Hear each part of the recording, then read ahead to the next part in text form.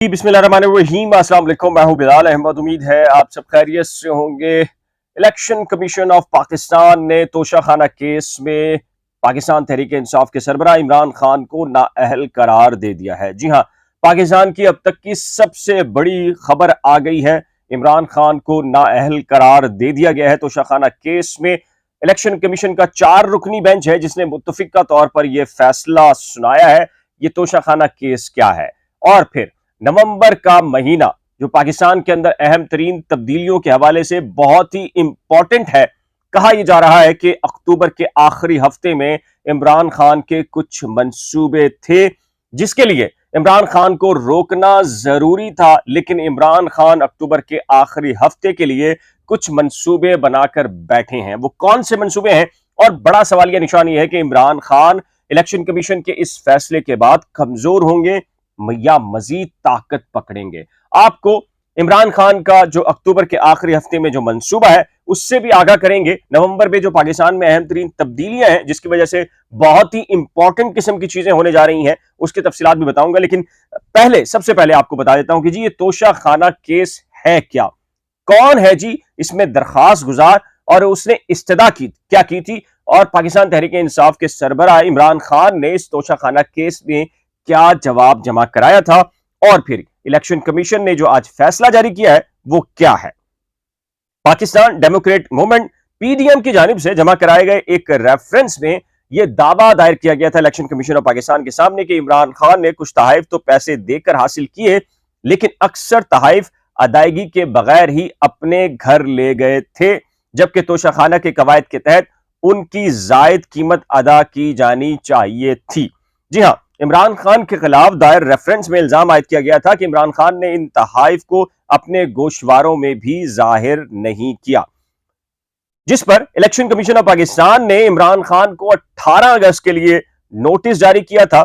इसके अलावा मुस्लिम लीग नून के रहनुमा है शाहनवाज रांझा, इन्होंने भी इलेक्शन कमीशन ऑफ पाकिस्तान के रूबरू इमरान खान की नाअहली के लिए एक दरखास्त दायर की थी, जिस पर इलेक्शन कमीशन ऑफ पाकिस्तान ने इमरान खान को 24 अगस्त के लिए नोटिस जारी किया था। पाकिस्तान तहरीक इंसाफ के सरबराह इमरान खान को जब नोटिस जारी हुआ तो उन्होंने अपना जवाब इलेक्शन कमीशन के सामने जमा कराया और कहा कि मेरे खिलाफ तोशाखाना रेफरेंस में बिला जवाज और बेबुनियाद इल्जाम आयद किए, दरखास्त गुजार और स्पीकर का रेफरेंस बदनीयती पर मबनी है और सियासी मकासद के लिए केस बनाया गया। तोशाखाना रेफरेंस अख्तियारात का नाजायज इस्तेमाल और आईनी अख्तियारात की तौहीन है। जी हाँ, पाकिस्तान तहरीक इंसाफ के सरबराह इमरान खान ने कहा कि रेफरेंस इलेक्शन कमीशन को भेजना ही गैर कानूनी था। रेफरेंस इलेक्शन कमीशन के दायरे अख्तियार में है और न वहां काबिले समात है। तोशाखाना तहाइफ को असासों में कभी नहीं छुपाया। तमाम इल्जामात को इमरान खान ने यह कहा कि जी मैं मुस्तरद करता हूं। इसी के साथ इमरान खान ने यह भी कहा कि इलेक्शन कमीशन में मुतल्लिका जो सेक्शन है 137 के तहत नाअहली और जुर्माने का सवाल ही पैदा नहीं होता। इलेक्शन कमीशन 63(2) के तहत रेफरेंस का तयन नहीं कर सकता। असासों की तफसीलात गलत होने पर इलेक्शन कमीशन 120 दिन के अंदर कार्रवाई कर सकता है और इस केस पर अब कार्रवाई नहीं हो सकती। जी हां, इमरान खान ने यह भी कहा था कि सुप्रीम कोर्ट के मुताबिक इलेक्शन कमीशन ऑफ पाकिस्तान के रुकन को 62(1)(f) के तहत नाअहली नहीं की जा सकती। इमरान खान के खिलाफ ये जो रेफरेंस है काबिले समात नहीं है। इसी के साथ इमरान खान ने यह भी अदालत को बताया था कि काबीना जो इलेक्शन कमीशन है उसको बताया था कि काबीना डिवीजन के ऑफिसर मेमोरेंडम के मुताबिक तमाम तहाइफ तोशाखाना में जमा होंगे और 30,000 रुपए मालियत तक का तोहफा वसूल करने वाला बगैर अदायगी के साथ रख सकता है। जी हां, इमरान खान ने यह कहा था 30,000 रुपए मालियत से जायद के तहाइफ को 50% अदायगी के बाद लिया जा सकता है। यह इमरान खान की जानिब से पेश किया गया था जवाब, और उन्होंने यह भी बताया था कि 1 अगस्त 2018 से 31 दिसंबर 2021 तक तमाम अहम शख्सियात को 329 तहाइफ दिए गए। साबिक प्राइम मिनिस्टर इमरान खान और उनकी अहलिया को 58 तहाइफ दिए गए। तहाइफ में जो चीजें शामिल हैं उसमें यह भी बताया गया है कि जी परफ्यूम भी है, डेकोरेशन पीस भी है, इसके अलावा छोटे कालीन भी हैं और घड़ियां भी हैं, कलम भी है, कफलिंग भी है, अंगूठी कड़े और लॉकेट भी शामिल हैं। उनका यह कहना था, इमरान खान का, इलेक्शन कमीशन ऑफ पाकिस्तान को यह बताना था कि सिर्फ 14 तहाइफ की कीमत 30,000 रुपए मालियत से जायद थी। जुलाई 2018 से जून 2019 तक के दौरान मौसूल 31 तहाइफ में से सिर्फ 4 रखे। इन तहाइफ की रकम जो है वो अदा की गई और जो मालियत है 2,15,64,000 रुपए है। जुलाई 2019 से 2020 तक मौसूल 9 तहाइफ की अदा रकम 17,19,700 रुपए थी। जी हां, इमरान खान ने इलेक्शन कमीशन में यह भी बताया कि जुलाई 2020 से 2021 तक मौसूल 12 तहाइफ की रकम 1,16,85,250 रुपए थी, जबकि जुलाई 2021 से जून 2022 तक 6 तहाइफ रखे गए। अदा रकम 21,07,500 रुपए थी।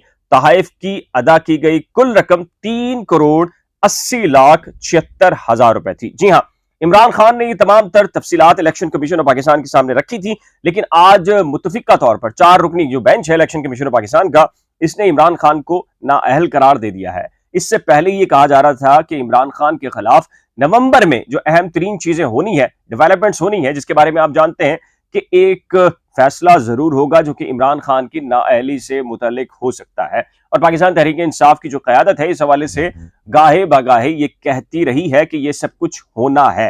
अक्टूबर के आखिरी हफ्ते में इमरान खान साहब का मंसूबा क्या है?